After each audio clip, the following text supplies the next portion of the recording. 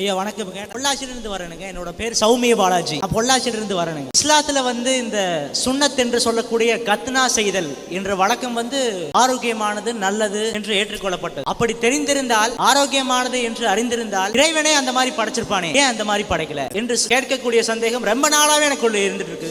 இதுக்கான விளக்கம் கொடுங்க. நல்ல கேள்வி கேட்குறாருங்க.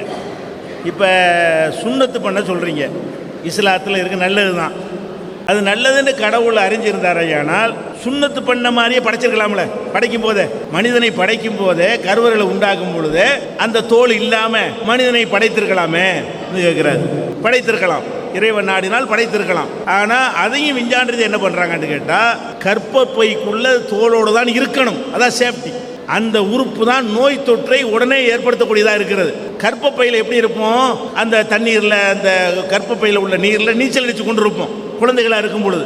அப்போ அந்த நேரத்தில் அந்த ஆண் உறுப்பு மூடி இருக்குமையானால் அந்த குழந்தைக்கு நோய் தொற்று ஏற்படாது. உள்ளே இருக்கிற வரைக்கும் அந்த மூடி தான் இருக்க வேண்டும். திறந்து இருந்தால் அதனுடைய துவாரத்தின் வழியாக கிருமிகள்லாம் சென்று மனிதன் குழந்தையை பாதிச்சிரும், கேடு ஏற்படுத்திடும். கர்ப்பப்பையில் அது மூடிதான் இருக்க வேண்டும். வெளியே வந்த பிறகு தேவையில்லை. என்ன எப்படி அழகா இறைவன் செட்டப் பண்றான்னு பாருங்க. மனிதனுக்கு இப்போ அது பிறப்புலேயே அவசியம் செஞ்சு இருந்தால் அவனுக்கு கர்ப்பப்பைக்குள்ள தொற்றுநோய் ஏற்பட்டுருமா. கர்ப்பப்பையிலிருந்து உள்ள சில நோய் கிருமிகள் எல்லாம் அந்த உறுப்பு வழியாக உள்ளே செல்லக்கூடிய வாய்ப்பு இருக்கிறது.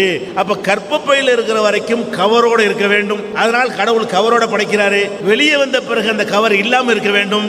அதனால் நீக்கிற பொறுப்பை நம்ம கையில் தர்றாரு. அந்த மாதிரி அடிப்படையில் அதுவும் சயின்டிபிக் தான். நீங்க விஞ்ஞானிகள்கிட்ட கேளுங்க, கர்ப்பப்பைக்குள்ள இப்படி இருந்தால் என்ன ஆகும், என்ன வேண்டாலும் ஆகி போயிடும். அதனால தான் அந்த கர்ப்பப்பையில சேஃப்டி பண்றதுக்காக வேண்டி அந்த தோளோடு வைத்து படைத்திருக்கிறாரு.